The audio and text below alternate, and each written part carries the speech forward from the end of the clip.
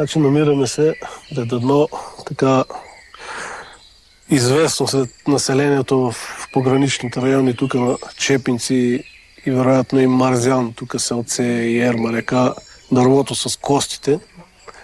Значи, знам за него от някъде 82 или 83 година като ученици. Идвахме тук да правиме браздите покрай самото съоръжение. Когато дойдохме тук да правим браздите, още на идване към заставата се някой каза, че е чувал, че има дърво, на което има закован скелет. И детска любопитност, като почнахме малко по малко нагоре, граничарите, питахме ги къде се намира това. Първоначално не беше и много при сърце да ни го показват, но в крайна сметка, така или иначе, покрай съоръжението трябваше да минеме заради браздите и като минахме покрай дървото ни го показаха. И се виждаше малко така хаотично наковани кости, обаче се виждаше, че е комплект от скелет.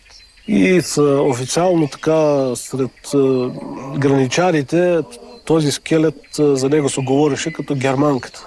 Значи, там не се говори скелета или ще минеме покрай скелета, покрай германката или там минаме край дървото с германката и така. Сега дали наистина това е било гражданин на Германия, нарушител, ликвидиран в последствие скелета закован, това все още не е доказано със сигурност. Хора, които са служили на заставата, са споменавали, че е имало регистър, в който по техни данни деца са виждали над 200 души има ликвидирани в отсека на тази застава.